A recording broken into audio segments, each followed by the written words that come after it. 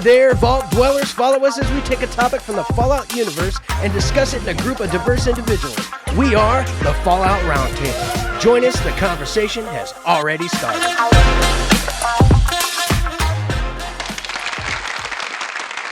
Good morning and hello to everyone. This is Sassy and Sulior, and we are here to dive into episode 5 of the Fallout TV show. This is our special episode of the Fallout Roundtable. We're calling this Fallout Rewind. Fallout, I can never figure this out.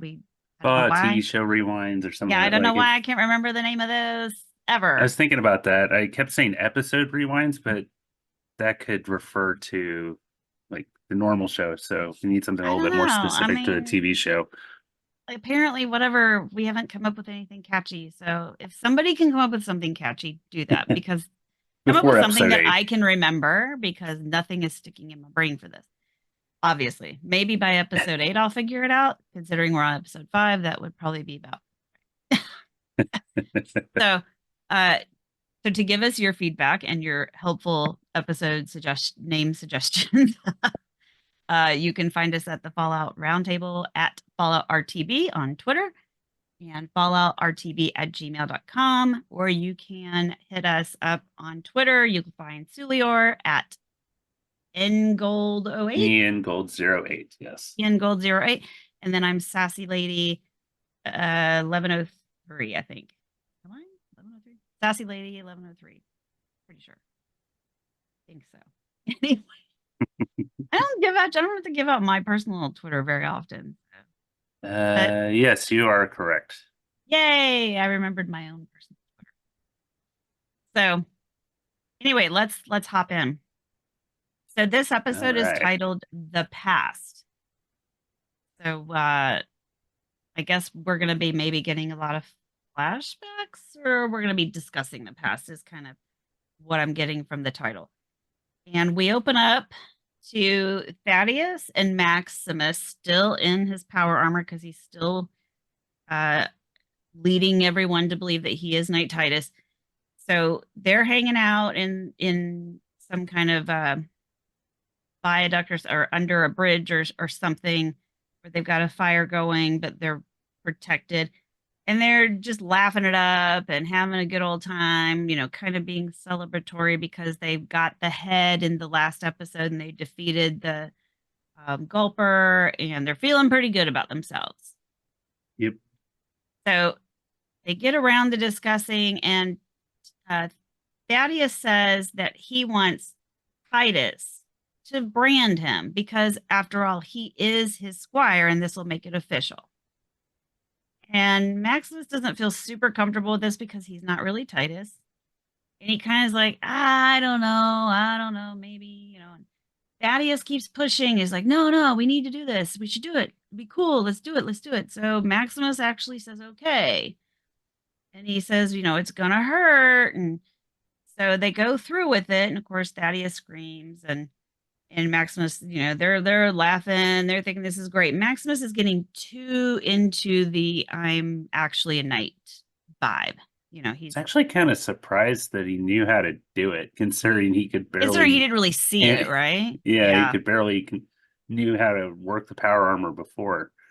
Right. Unless he was just, I don't know, like going around one day and was like, oh, that must be how it was done. I don't know, but yeah, it's kind of hard, like when it's being done to you and it's behind you.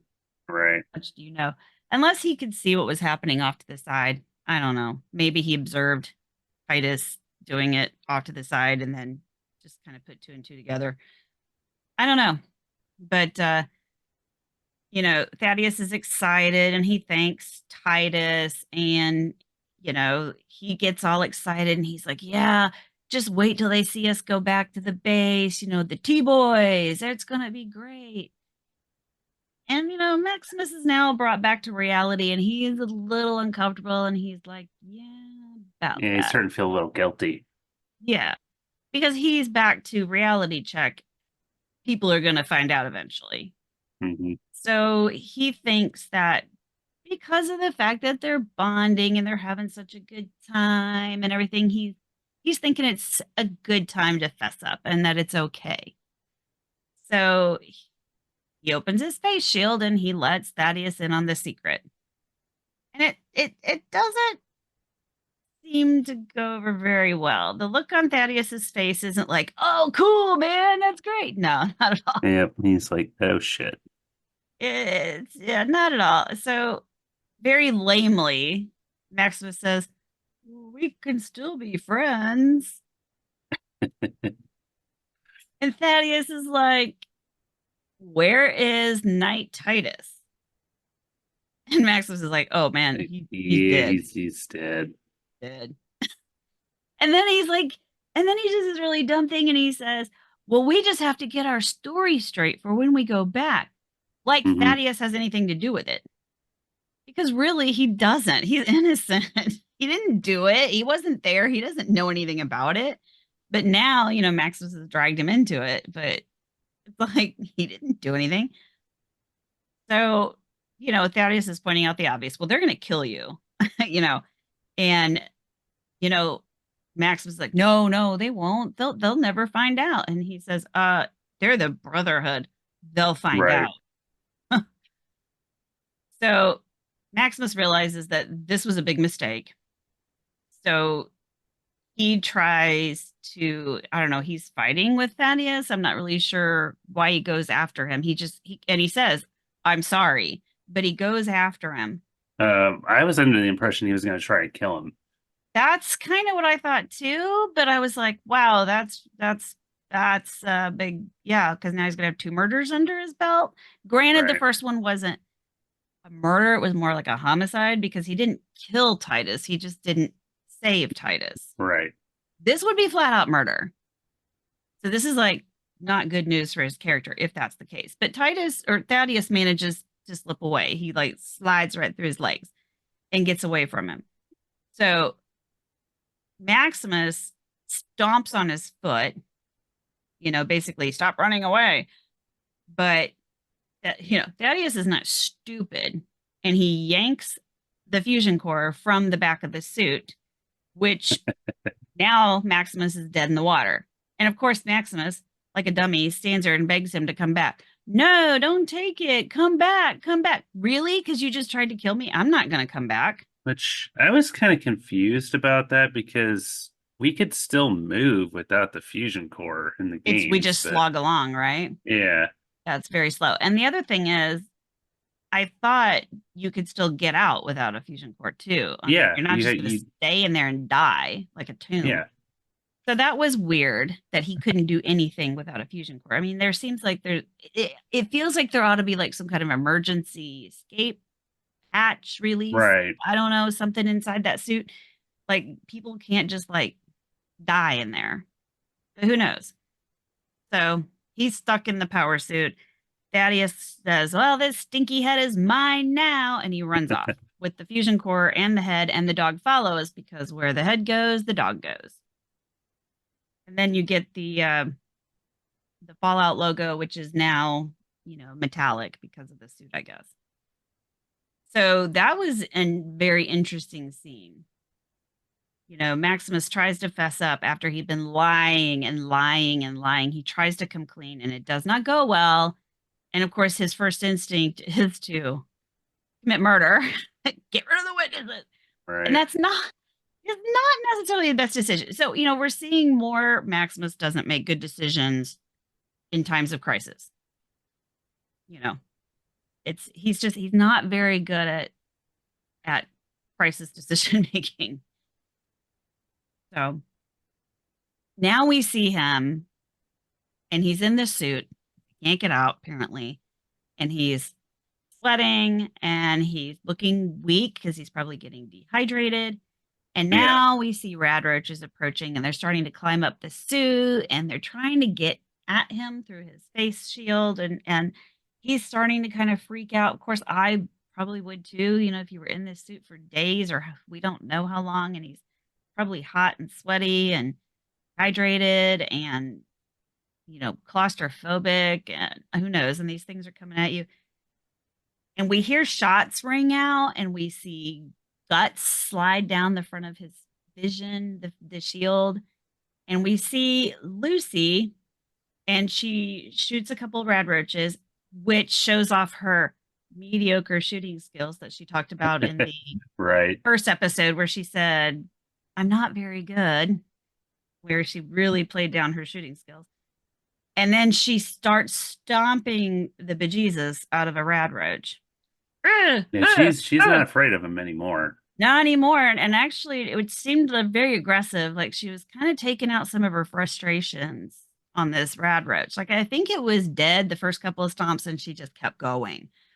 Like I think she was just like, I hate she was everything about this. Yeah, she was still upset about everything with the ghoul.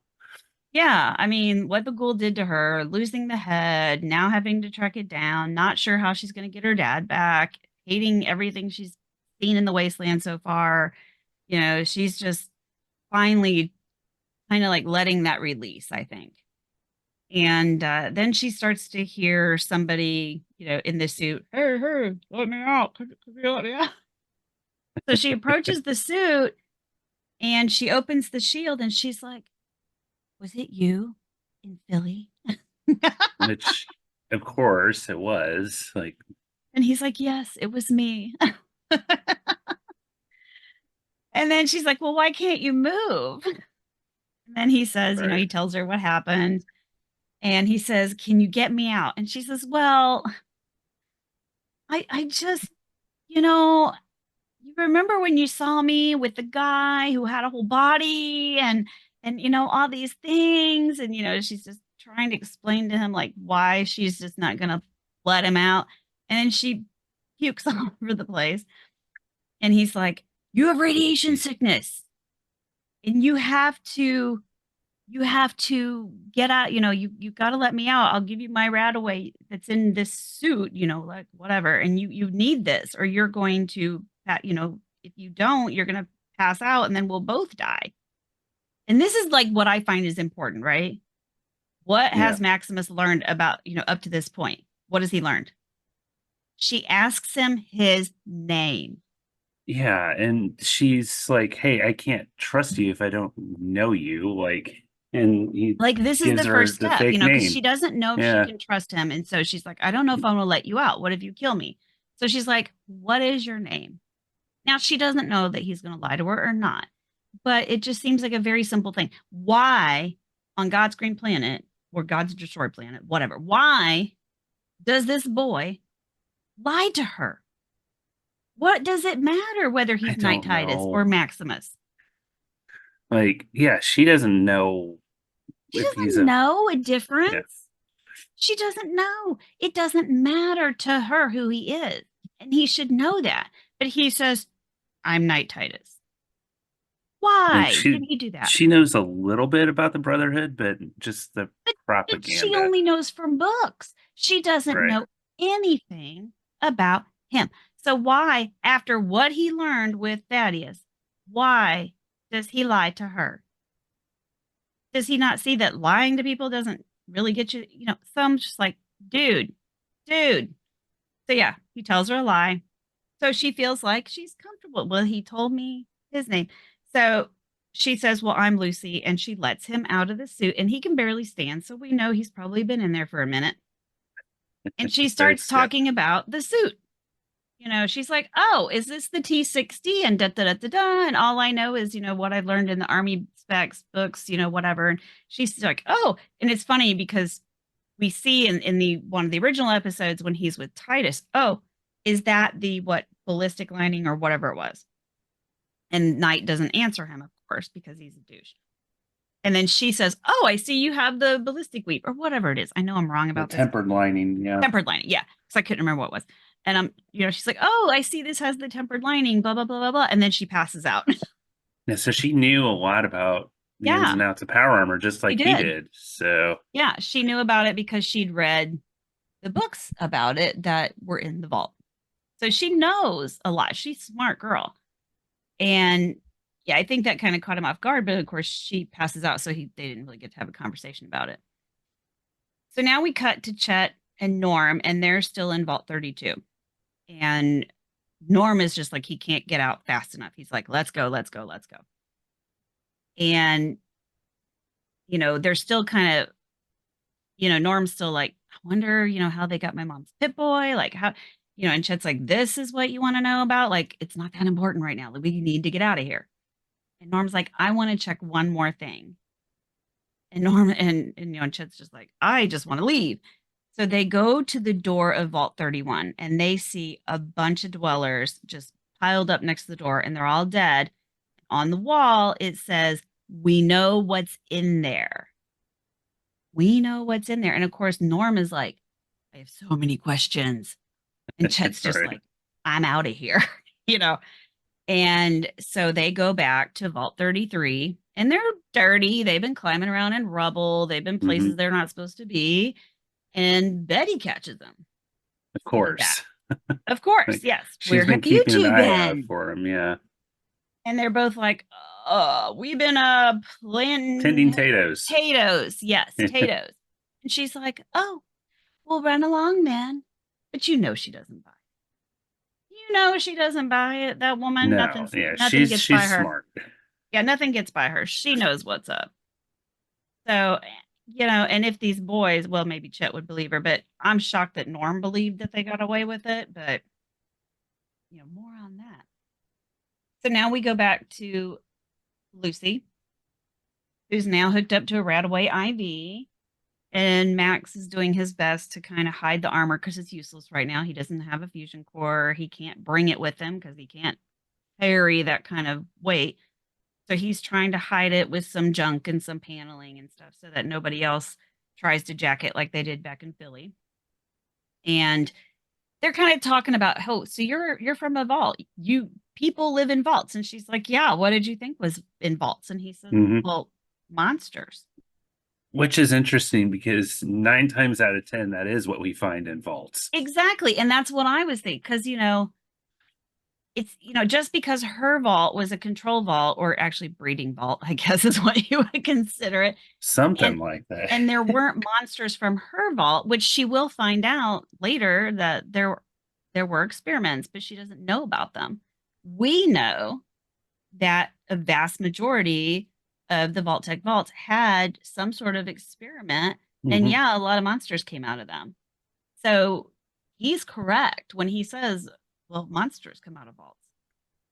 So, she looks at him like, you're crazy. And, but actually we know that no, he's not. So weirdly, considering that they're both kind of into each other, he's like, well, I have to go after something that my squire stole. So I have to be moving on. It's very vital to the Brotherhood. And so then Yeah. she says, your Brotherhood, do they have more of these suits? And do they have big guns, like the not messing around kind of guns? Because she Yeah, has an not a little idea. syringer. Right, not the little syringer that she's carrying around, but yeah, the not messing around kind. And he says, well, yes. So she's working out a plan, and she says, well, I'm assuming that you're after the head because apparently everyone is after this head. Yeah, they didn't know at first that they were after the same thing. Yeah, but she is getting the idea that everyone is after this head. She doesn't know that they are, but she did know. So back in Philly, remember he said that man is vital. Take care of Yeah. him. And then now she has learned that that man has something that is important to people. And obviously the ghoul is after it now. And then she knew the Brotherhood already said it was vital. So she's putting the pieces together. Everybody wants this head. So she tells Titus, as she knows him, that she says, I can track this head and I will get this head for you, for the Brotherhood, if your Brotherhood gets my dad for me. Yeah. Because she also knows where the head's supposed to go because she has that information on her Pit Boy. Yep. And she has the tracker for the head. So it's a great plan as far as, we know it's a good plan, and she's put it all together and she's like, we can do this. So, she feels like she can trust him. And she tells him, like, hey, you could have killed me when I passed out, but you helped me. So I feel like I can trust you. And she tells him that he can trust her. And he's, because she says, the worst thing that ever happened in the place where I lived was that somebody forgot to say thank you. And he said, well, that sounds like a nice place to live. She does admit how naive they are in the Yes, vault, she though, does. She which I says, thought was we're good. very naive. She says, we're very naive. And the worst thing that can ever happen is somebody forgets to say thank you. And he says, well, that sounds like a nice way to be. And he agrees that they can do that he'll make that happen because he's a knight. Because he keeps thinking that all's going to be right in the world. If he shows up with this head, the Brotherhood's going to be like, huzzah! We don't care that you committed murder and mayhem, and you're going to be the best of the best. And so they go off together. And we're back in Vault 33, and it's voting day. Now, we knew that Reg and Woody had been kind of running. They both putting thought up of their themselves as the overseer. they'd already been acting as overseers. They were putting up their posters and campaigning and like telling everybody at the meetings like how they wanted things to be. Yeah, and somebody said thank you, overseer. They showed this in the episode recap. Somebody said thank you, overseer, and they both said you're welcome. They were both like you're welcome together, like in sync, and it was hilarious. And then they kind of looked at each other like yeah. So it's funny how like they just assume that they were the only two or whatever. And so then we hear on the intercom on voting day, Betty is making her speech. Mm-hmm. And but she's not really like vote for Betty kind of speech. It's more like a, we have to think about the future of the vault and the future of the nation as Reclamation Day is our goal. And we're going to repopulate and, blah, blah, blah, their whole the thing that these people have been fed for years as they've lived under the vault, like this is their goal, this is their purpose. So she's talking about this and how they're going to preserve it, how they're going to continue working for that. And so you kind of get the idea that she's also running, even though we've not specifically heard that.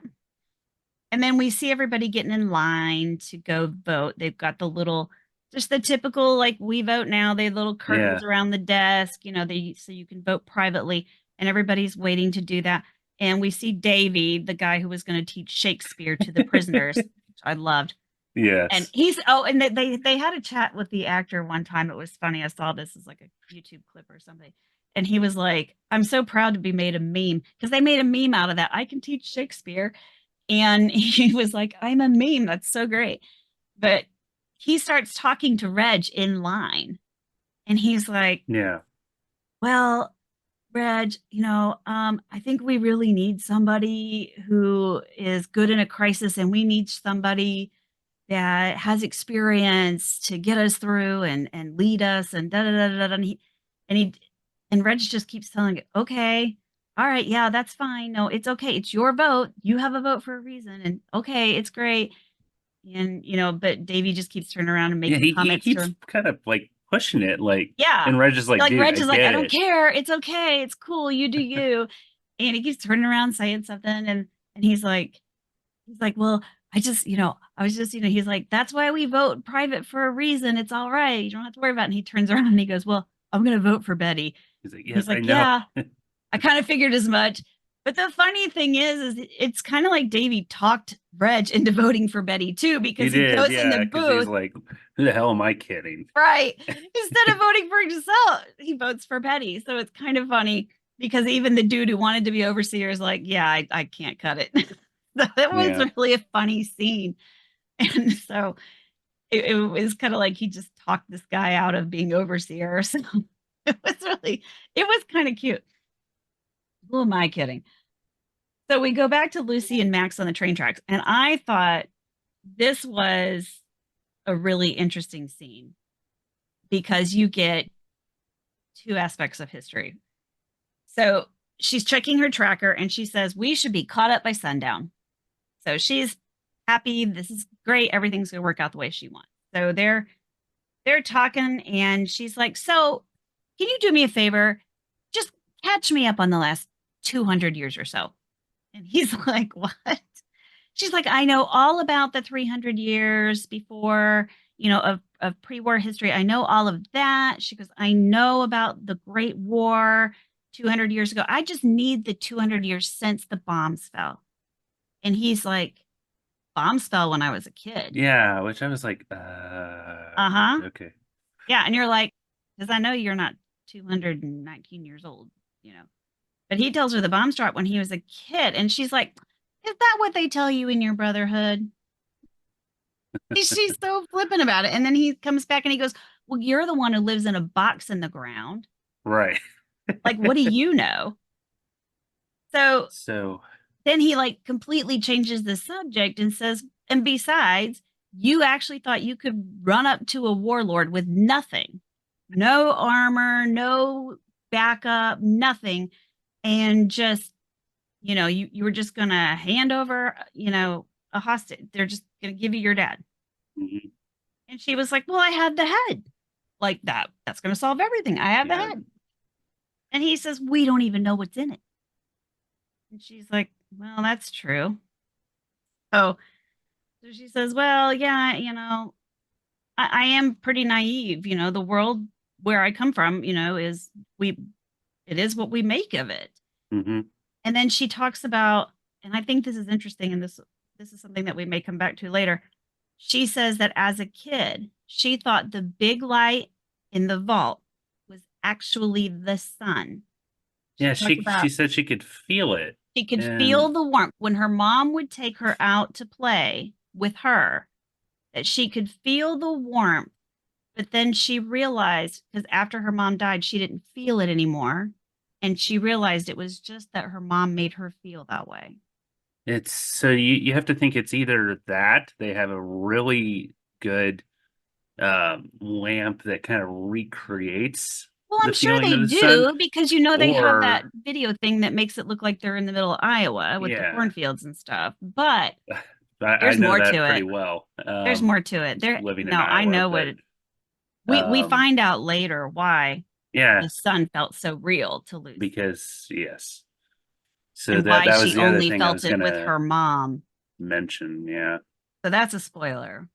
Mm-hmm. That's like something that comes back. Like if you're paying close attention to everything, when you find out later, you're like, haha, the sun was real. So yeah. that's a spoiler for a later episode. Yeah, we'll get to that. So just to kind of lighten the mood, I think, after all this heavy stuff, I think for her, she ends up with, so Earth is round, Earth is flat. Where are you guys with that? I thought that was cute. Actually, kind of like my husband was kind of like, what? It's like, well, she's been underground for a while, and she knows history. That's what she teaches, is history. So she knows history, and she knows that there was a debate very long time ago, flat earthers, round earthers. So she's probably thinking in the 200 years since that maybe people have started debating that again. I don't know. So we go back to Norm, and he's back in the vault, and he's looking up some records on the computer about the intervault trades of personnel. Yeah. And he starts seeing that every past overseer for Vault 33 has been from Vault 31. Mm-hmm. Every including single Stephanie. person, she was, I don't think she was listed on there because it was. Well, she wasn't. Yeah, that's right. She wasn't listed, but including his father and Betty. Yeah. Because like every single past overseer, but there was Betty and his father. list. There was a long list. Because I mean, how long? Well, 200 years, right? A lot of people but everyone had come from 31. And then he hears so like this is like juxtaposition. So we're flashing between Norm and the election. And we hear that Betty has announced the winner of the election. And you see her accepting, doing her, I don't know, acceptance speech or whatever. And we go back to her. We see Norm on the computer. And I don't know if he's hearing this because it's an intercom announcement. And then he sees, I don't know if it flashed up then that Betty was overseer again or what. I think it was an announcement over the intercom. Updated, yeah. And And then she we won with a see, 98% majority. yeah, she won by a 98% majority.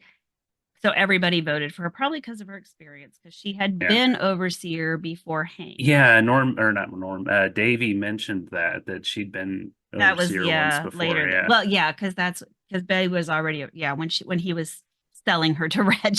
Yeah. She's already been overseer, so she has the experience. So then we're in the picnic area where the wedding was, and she's doing her Jello cake thing. I guess they all love those Jello cakes. Mm-hmm. And Norm comes down and he congratulates Betty, and they have this moment. This moment of like understanding. I don't know. They it was kind weird. of, he's just like, congratulations. Like And a and he knowing just way of stares saying at that. her and she says, thank you, and just stares back. And it's like, it reminds me of like the showdown at the OK Corral without the guns and the Yeah, shooting. it's where they both know something about the other. They know that it's kind of like, I have my eyes on you. Mm-hmm. Like they're each watching each other.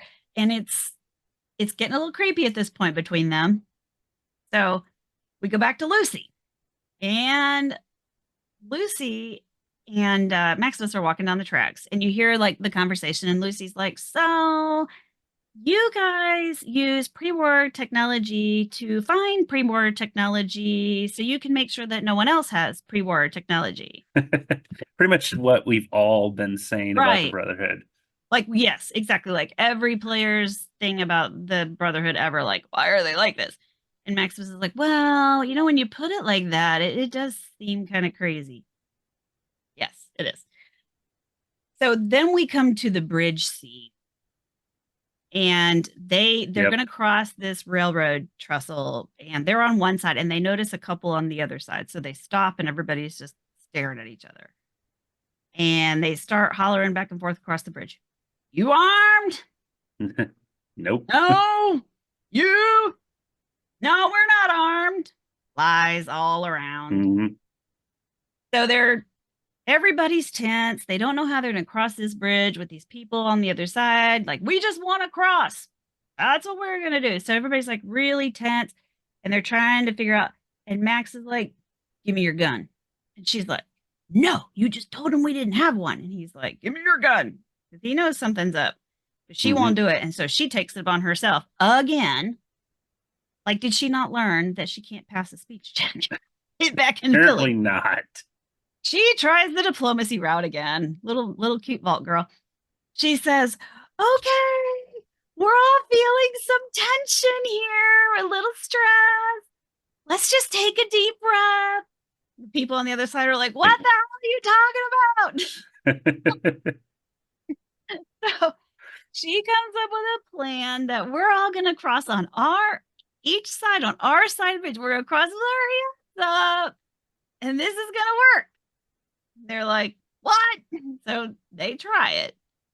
And then she says something about how they're going to put their guns away, and the guy's like, you said you didn't have a gun. Yeah.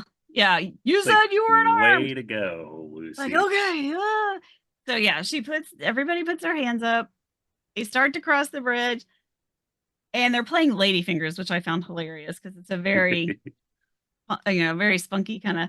So they're starting to cross the bridge now. As the couples start to cross paths and they're starting to make eye contact.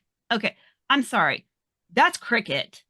That is cricket from Fallout 4 to a T. With the eye bags and everything, that's cricket.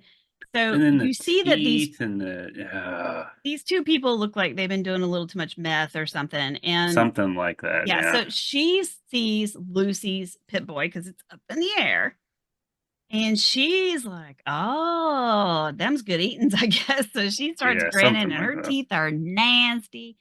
And then she's got some sort of skin condition. They're just gross. I mean, granted, they're wastelanders. They're probably not taking care of themselves, bathing, whatever, but they just look disgusting. And yeah, I'm sorry, that's cricket. So cricket and her buddy, Maximus locks eyes with the other guy, and he knows something's going to go down. So everybody starts pulling weapons. Maximus grabs Lucy's gun and he shoots Cricket in the throat. But the other guy wings Maximus on the arm. Maximus shoots him in the head and then puts the gun back in Lucy's upraised hand before she even realizes what the heck is going on. And she Why just did he stands do there. that? She's like, why? Because she doesn't realize like what was going on in all those glances and You would think stares. that creepy ass smile would have been a hint, but apparently Right? not. She feels like, she's just like, why can't people just exist? Why can't we just cross a bridge without incident?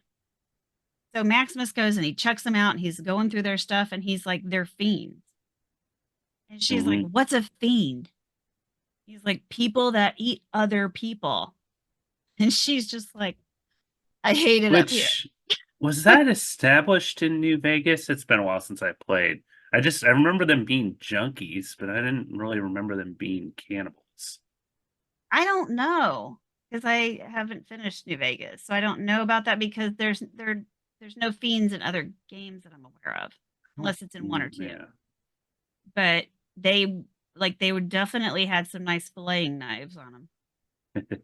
So for that sweet ass jerky. That ass jerky must be a big thing because a lot of people are enjoying it. But I mean, the Donner Party proved that when worst comes to worst, that's what you're gonna do, right? Survival of the fittest. And I guess they figured she was gonna be some real good eating because she was fresh. Yep. fresh meat. They were pretty excited about that. They were just salivating at that point. They were like, yeah, this is gonna be some real prime meat. Yeah, she wasn't loving that exchange. So all right, so that's about halfway through. So we're gonna take a quick break and we'll be back with the rest of the episode.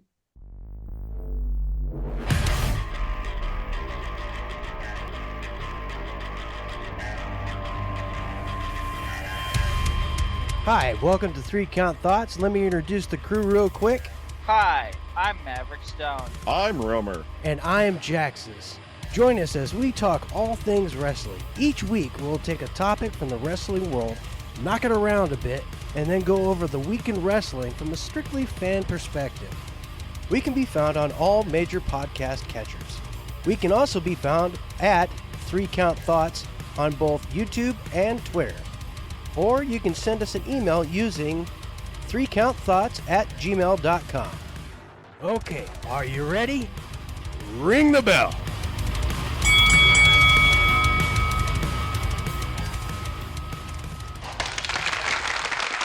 Okay, we're back with episode 5, The Past, and we're about the midpoint. So we're back in Vault for 33. My vault's mixed up. And Woody is seen gazing, I don't know, sadly, longingly, whatever, at his election poster. And Davey pops by and they're talking about the election results. Davey, that's the one to make you feel better about your life. And he talks to Woody and says, I ran once, but then there was that Weevil famine. And I lost to Hank McLean because you know what they say: if things look glum, vote for someone from 31. Yeah, that's a motto apparently. Yeah, that is a thing. All the good stuff comes from Vault 31 or something. I don't know. It's weird. So, and then and so they throw that out. They kind of discuss that. Yeah, that's what they say. And then as Dave's parting, he's like, "Oh, voted for Betty." Right, you just had to throw that in there. I guess that's going to make you feel better, but I voted for Betty.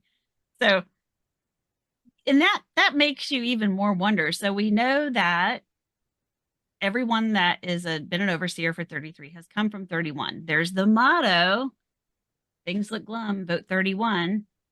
And it looks like there was a precipitating event, the Weevil famine, that got Hank elected. So are these elections rigged?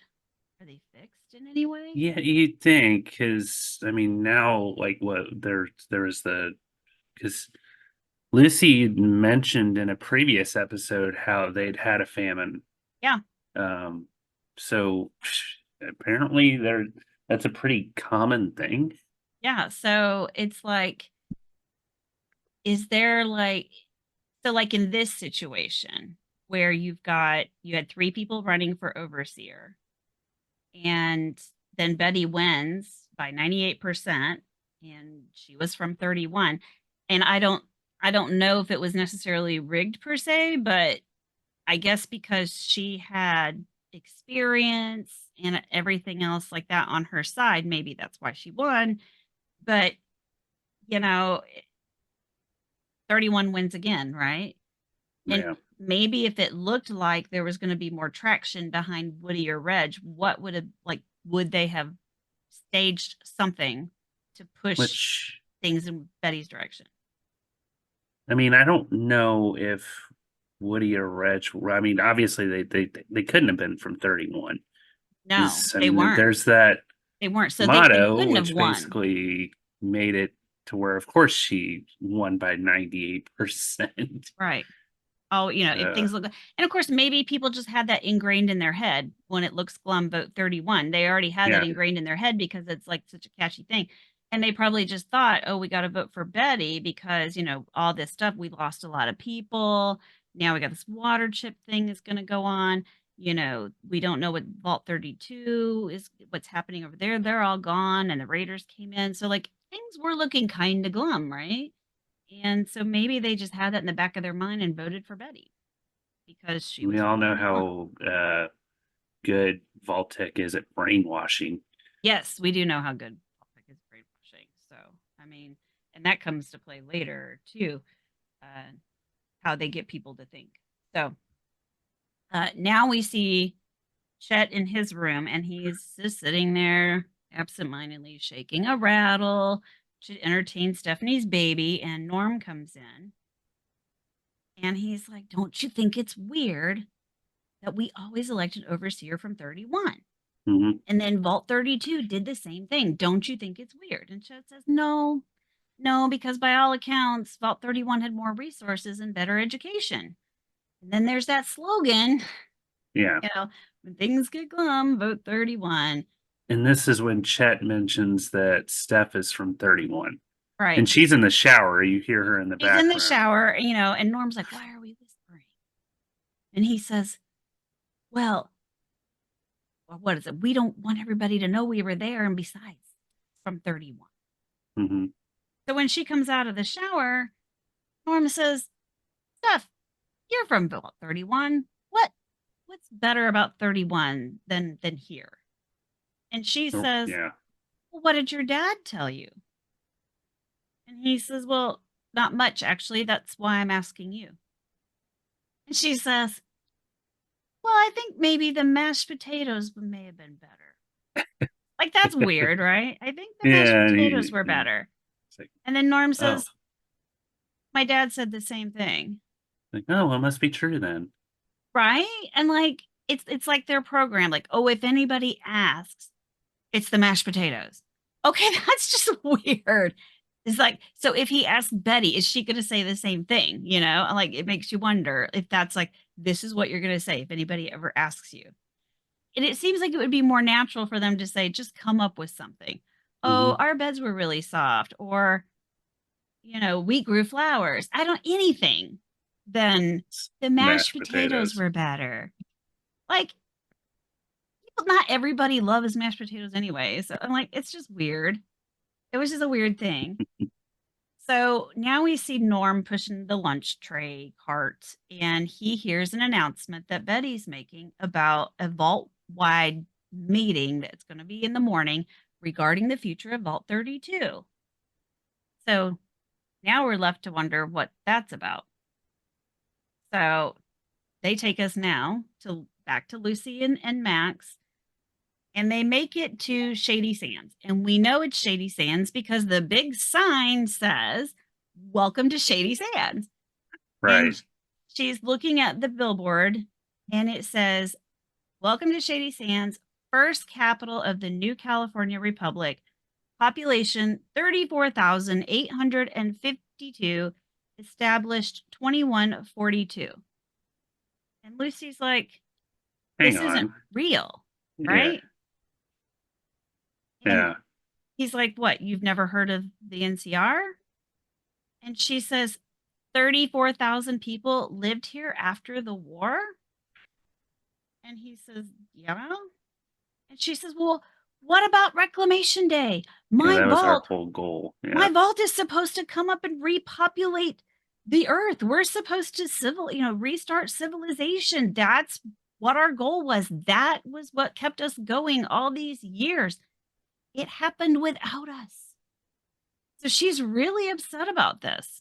Yeah, she's starting to realize just how much Vault-Tec was kind of lying and manipulating them. Yeah. They were kept underground all these years. Not that I don't know that she would have been so upset about being kept underground, because so far she's not been loving it above. But Yeah, she did say she hates it on the surface yeah, I earlier. hate it up here. But they fed her and all the other people this propaganda that they were there to wait it out until it was safe to go, and then they would repopulate the earth. We also know that the agenda that Vault-Tec had, which comes later in a very revelation episode, where we learn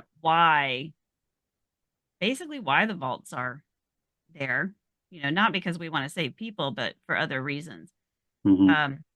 So they were told that they were going to re-civilize, that's not a word. They were going to reestablish civilization. And so she's kind of is taken aback that it already happened on its own without them. So Maximus says, well, if it makes you feel any better, it didn't work out. And he just kind of leaves it at that. But he says, I'm going to show you something.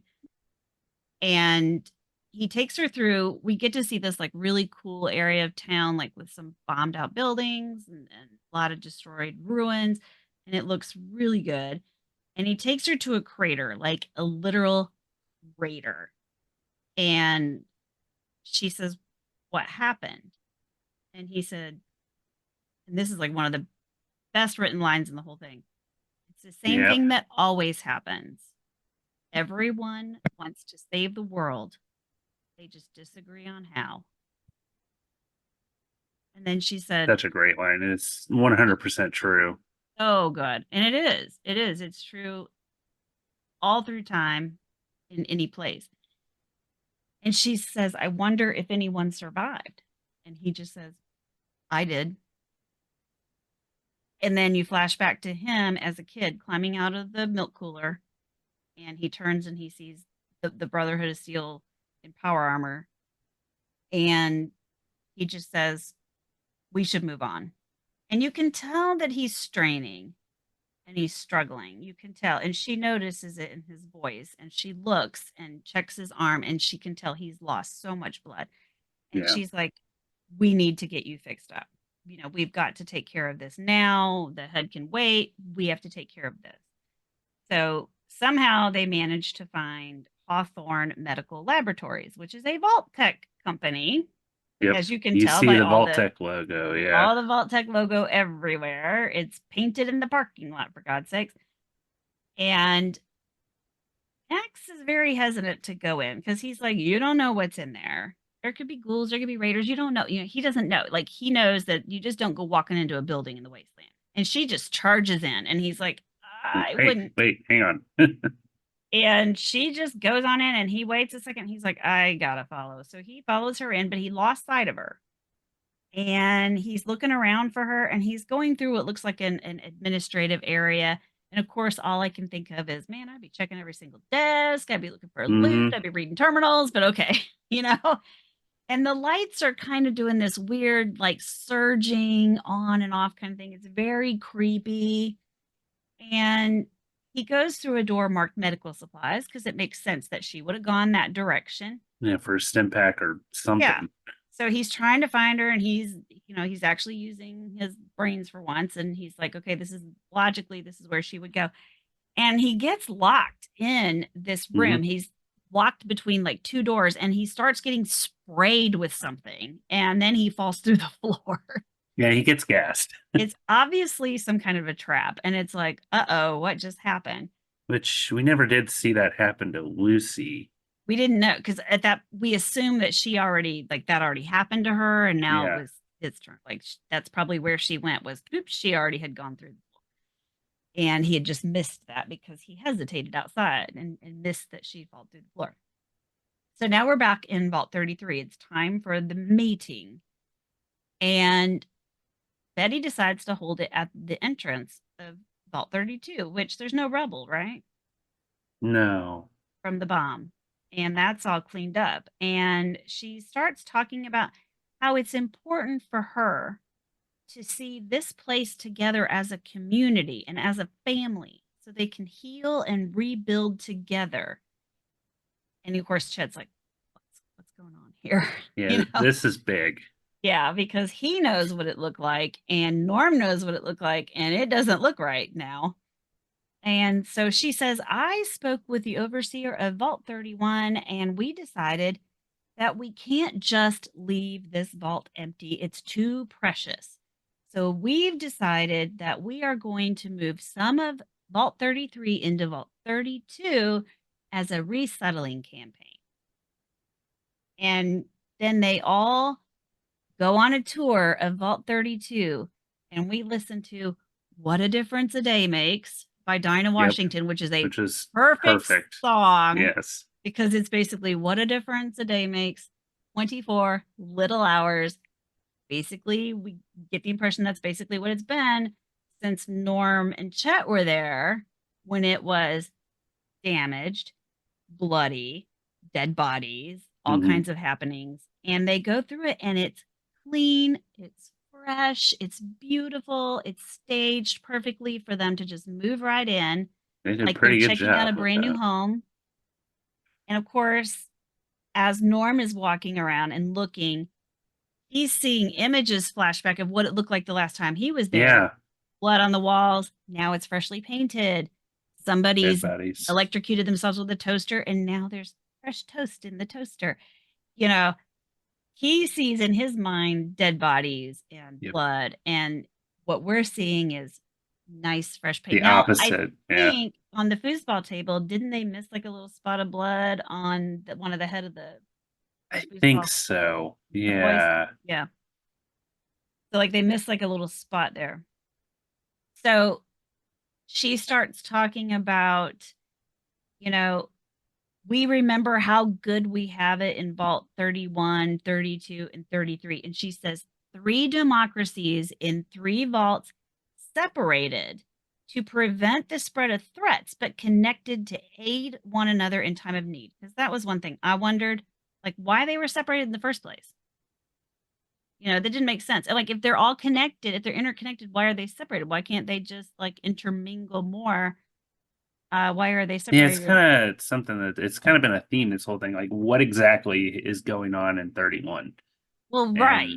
Yeah, what's going on in 31? But my thing was, why do you have 3 interconnected vaults, but they never talk to each other except when they do their triennial meeting of, right. I mean, obviously you get somebody comes from 31 to be an overseer of whichever vault, and then and apparently nobody else thought of that either. Like, why don't we ever talk to these people? To marry. Yeah, I mean, that's other maybe than that, they never maybe know. they just assume that the overseers do, but well, probably by terminal, but that's about it. Yeah, like nobody bothered to think, hey, why are there even doors separating us to begin with? That didn't make sense to me. Like, why didn't they just make one massive vault instead of 3 little vaults and then keep everybody separated? So that always got me in the beginning. I was like, why do you have 3 vaults at all? Why don't you just have one? But so she says separated to prevent the spread of threats. But connected. Betty's apparently proposing musical vault dwellers or something. So now she's going to split everybody up, and They're already, you're gonna we go already here know and that you're gonna go 33 is here. down in numbers because of the raiders coming in and killing a bunch of Right. people. So we already know they're down on numbers. But they do have a vault, they do have a water chip problem. So that might help solve their problem if they reduce people. So now she's going to send a bunch of people over. So they're going to be like half empty, whatever. So now Norm goes into the overseer's office and he's hanging out in there. And Betty surprises him and comes in and says, "Find anything interesting?" Mm-hmm.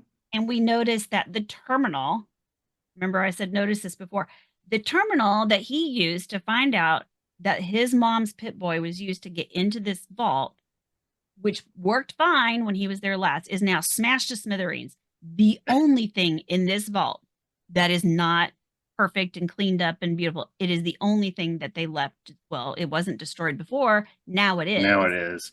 And it's the Because only she thing that's knows. destroyed in this vault. And she says, "Oh, the raiders took," oh, he says, "Great job cleaning up." And she says, "The raiders took so much from us." Right.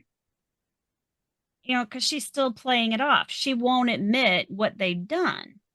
You know, he's ready to lay it all out. He's like, "Great job cleaning up." And he's ready to have it out. And she's just, "Oh, the raiders destroyed so much." But at the same time, So she she's knows still he's not playing. stupid. Yeah. Yeah, she's still playing. Yeah, I mean, she's like, they've destroyed so much, but not our spirit. And it's like, come on, lady, drop the act. Like Norm knows, and he's telling you he knows. You know he knows. Mm-hmm. And she's still playing along. So then he asked her, "What happened to my mom's Pip Boy when she died?" Trying to Betty see if says, she'll finally fess up. yeah. And Betty says, "Well, it was buried with her." And he says, "Well, how do you know that?" And she says, "Because I buried it. I buried her myself with your father." And that she was there. So now we know Betty was involved. She's kind of, that's almost a hint that Hank is too, Yes. if she's including him in this. Well, yeah, because she said, "I know because I was there with your father when they buried her." It was weird how she said that, when they buried her. So we find out later how mom was buried. But the way she says it, I mean, she's not lying. We don't know that at the time because we're like, well, we're like, was she buried though? Did somebody dig her up? I mean, what happened? Like, how do they have her Pit Boy? But we know now, well, how they buried her. So that was interesting choice of words. I mean, she chooses her words carefully. She Right. does, because she never lies, I guess. So, it's just the way she says things, the way she omits what she says.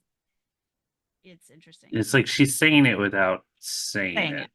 Yeah. But she's also not, like, she's not admitting the truth by leaving things out. Like you said, she says it without saying it. Like she says, "Your mom was buried." She just doesn't say how. So, Norm is still trying to work all this out in his head. So we leave him, there in the overseer's office. And Lucy and Max are now seen on gurneys in what looks to be a vault hallway. Mm-hmm. And they're both appear to be like passed out or whatever.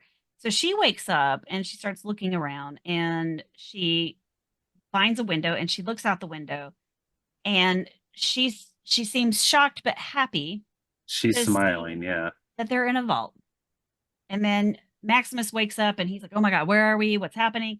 And she's like, "Relax. You're fine. We're in the best place ever."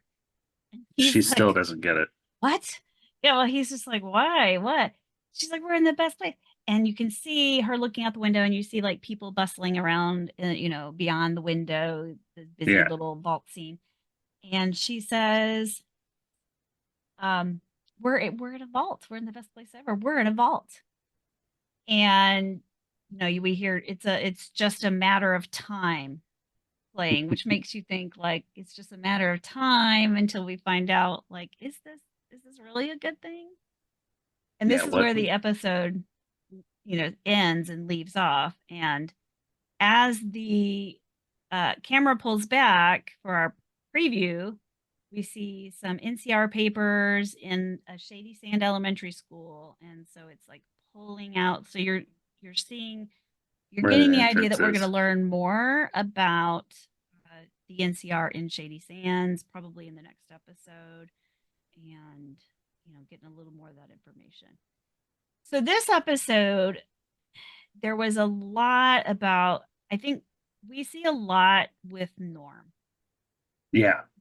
We know that Norm really left his comfort zone last episode by leaving 33 and going to 32 in the first place because the curiosity was getting the better of him and he just had to have answers. Now we see that he is really getting agitated. Not agitated. I don't know He knows something sinister is going he's on. figuring things out. He just doesn't know. Like he knows something's going on, but he doesn't know what the answer is. But he knows Betty's involved. He probably is wondering if his dad is involved. And he knows it has something to do with 31. Something is going on with 31. He knows that there's something weird about 31 because he knows that Vault 32 had figured something out and now they were all dead. And I don't know if that's why he's playing his cards, like he's keeping his cards close to the vest. Like he's not. I think in 32, like maybe whoever figured it out in 32 started telling everybody. And then the whole thing went riot. And then he sees the result of that. And maybe he doesn't want to tell anybody other than Chet what's going on in 33 because he doesn't want the same fate to come to them. Like he doesn't want them to end up rioting and everybody over there dying.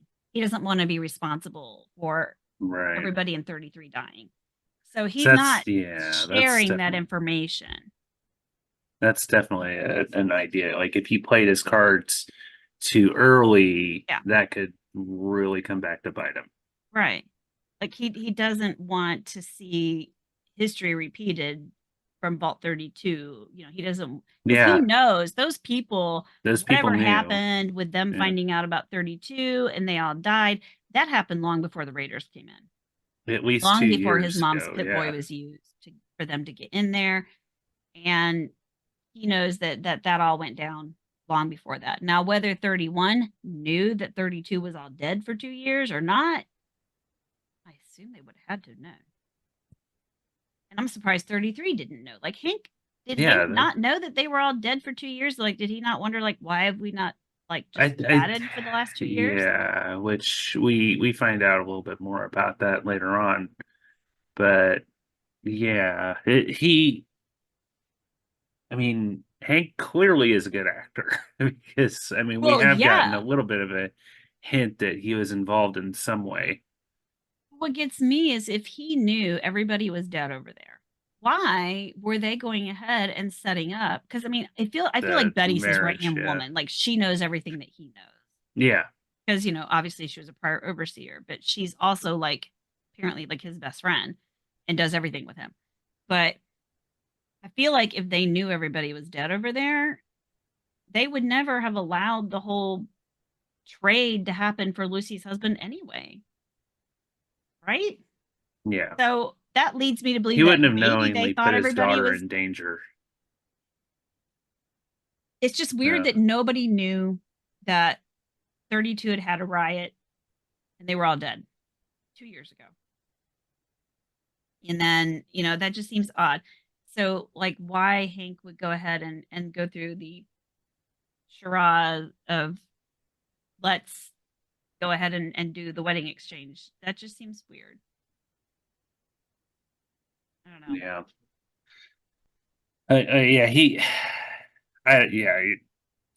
That is weird because he's clearly been involved, but he wouldn't have knowingly put his daughter in danger, especially since he was willing to sacrifice the entire vault for her. Right. Yeah, it's so then you have to say, well, then he didn't know. But how? How did he not? How did they not know all that was going on? I'm assuming that the 32 overseer came from 31, obviously trying to protect their secrets. So I guess they didn't tell anybody, hey, we're having a riot over here, or they got killed before they could. I don't know. That seems strange that they didn't alert at least Vault 31, like, hey, there's a trouble over here or something. I don't know. No. That is odd. I don't know if we'll ever get the answer to that. Maybe. I don't know. Because Norm might be able to get those answers. But that's a huge mystery for me. Like, I don't understand how 33 did not know what was going on in 32 via 31 at least. This is very interesting. But Norm knows that somehow it's all related, it's all connected, and that something was going on. And he knows that he needs to get the answers about 31 somehow, because he knows 32 knew, but now he can't talk to them because they're all dead. Like, Right. they thought they knew anyway, because it said on the wall, we know what's in there, but We know the truth. Yeah. yeah, but he can't ask them because they've been dead for 2 years. And of course, who has his mom's Pip-Boy? Or is his mom still alive? That has to be going through his mind. Well, it's obviously Moldaver who has it, right? She was the only one who We had know a this Pip-Boy. because she got in the vault, right? But then he's got to be wondering, well, how did Moldaver get my mom's Pip-Boy? And Right. there's got to be like some tiny little glimmer that crossed his mind that, is it possible that my mom is still alive? I would think. I mean, if it were me, I would be like, well, I hope not, because she's not come back for us. I mean, he's younger, I guess, so he would have been little. Yeah. And that would make you feel bad that, wow, she left and never came back, So it is interesting though, because a lot of these people came from, at least a few of the actors came from Lost, right? So it's kind of got that Yeah. Lost feel where It it's does like kind of have that the vibe. more questions you think you've got the answers You to, get an the answer, and more then you get like more 10 questions more pop up. Yeah. Like the answers just lead to even more questions. Mm-hmm. Yeah. And so, poor Norm here, he's trying to figure this out, and he is a smart person. And I'm glad that, that he's not sharing, because I don't know about other people in the vault, but most of the ones that we've seen interactions with, they're not super smart. I don't think. I don't know. But No. I just, and it's funny because they're gonna reestablish civilization. I don't know why I keep trying to make the word. But again, it's like I said earlier, Vault-Tec is very good with their brainwashing. And so that's probably why no one else has picked up on this. But Norm is one of the smartest people. Like he has to be one of the smartest people in the room besides Betty, because clearly she is too. Mm-hmm. And she's admit to him that she knows like how smart he is, and she doesn't want him stirring up trouble because she has to watch she him knows what the because- results would be. Yeah.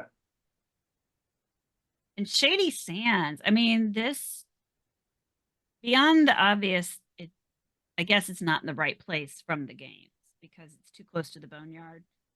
I don't personally care about that. And a lot of people are upset about the date, which yes. I don't think that's been established yet. No, I think that's next episode where we can talk about that more. Because that timeline shows up next episode, I think. But just the fact that it looked, well, it had to be big. It had to be big. Yeah. How many? What was the population? I said. I mean, yeah, I think she said, yeah, about 35,000 people. It had to be. I mean, you see it in Fallout 1, and it's not as big as like what the hub is, the location of the hub. So I can only imagine how many people were there. Right, but the hub was much bigger. I mean, the Shady Sands location is, I think, at least 2 or 3 screens big, if I remember right. It's been like a year and a half since I played Fallout 1, but it is one of the first settlements that you come to in the game. Wonder So- how many people live in Vegas. Probably not 34,000 or Diamond City. Because those are Oh like God, the yeah, bigger settlements that we know of in later games. yeah. I bet it's not 34,000 people. So that's So- significant. I mean, if you think about like, if y'all live in a small town, think about your small town. I mean, I grew up in a small town of like 20,000 people, and it square Why do I mileage have wise, it was John pretty big. Mellencamp playing through my head right now? Yes. Well, I mean, because we grew up in Indiana, and then Yeah, you also call him John Hoosier Melonhead because we did. Cougar. Well, he went by Oh, yeah. Hoosier, We yeah. called him. I don't know why we just called him John Hoosier. John- yeah. So that would it would have been a really big place, and which explains why you have the crater, which probably took out the main part of the city, and then you've Oh, got yeah. more buildings around it because apparently this bomb couldn't take out everything. And then in the distance you see the boneyard. So that's why some people were like, it's not in the right place because you see the boneyard and it's not there. It's not by the boneyard. That's the way they wanted it, and that's fine. I don't have a problem with that. It's they show a sign for a library. They had a library. So I mean, it Mhm. had all of the pre-war amenities, it seems like. And we'll see more, I think, in the next episode, what all they had as an actual city. Yeah. And so it'll be interesting. I want to know if we're going to see more of that. We may not see that more next episode because I don't think it is Next because I episode, think but, the like- next episode mostly takes or place even in next the season. vault, right? In Vault yeah, 4. they learn about it in the vault more. But next season, I didn't know if we were going to see more of Shady Sands or if we're just kind of done with that since we're moving east. Maybe, I don't know. Huh. I can't imagine it all takes place in New Vegas, but I know I mean, it's there's probably got to bounce. I mean, they're still going to have to bounce back to 33 probably and stuff like that. So it'll be all over the place, I bet. And I don't know what'll happen with Maximus because he's still with the Brotherhood. So, right that's- because things happen there they'll too. still be back there in that area. I don't know. So anyway, if you guys have any thoughts on this episode or anything that we missed or anything like your theories on where these things are going or anything like that, please share. We love feedback, and we'll catch you on the next episode. And I guess that's it for this one. Yep. And that's been us. Episode 6. Yeah, we're getting close to the end here. Yeah, we're getting there. We're getting there on the final line. I'll kind of be sad when it's all over because I'm like ready for season 2 already. Oh, I know. So ready. So ready. And I hope it's not going to be like over a year. We'll see. I was talking to a friend and she was telling me that from what she's heard, they've already filmed some scenes for season 2 already. I hope so. So, Because honestly, they see. should have just kept on rolling, It's like, just don't stop. Just keep going. But I already know that, like, as soon as Fallout wrapped, like, Goggins went to Thailand because he did White Lotus. So, and Oh, he's wow. back from Thailand now. So I don't know what he's working on. So, yeah, he spent a lot of time in Thailand for filming White Lotus. So I don't know what he's doing now. But that is a thing. Awesome. Well, All right. it's been great. Well, let's So, it was a wrap good that episode. up, and we'll be back with episode 6. I don't know what episode we're on now. I'm lost. 6. It'll be episode 6. We'll be back with episode 6 next time. I almost texted you the other night going, we're on 5, right? Yeah. Like, yes, we are. Okay. When we drag them out this long, it's like I get lost. Okay. I've just been watching the one episode at a time, so it's not. I don't get confused. So, Same. I know. I am yeah. like 6 started playing after I rewatched 5 yesterday. I was like, no, I don't want to get confused. Like, shut it off. Okay. Well, that's been us in all our silliness and craziness. So we will catch you on the next one. All right. Bye, everybody. Bye. This podcast is part of the Robots Radio Rocket Club. a program designed to help all podcasts reach their full potential. For information about joining the Robots Radio Rocket Club, check out robotsradio.net.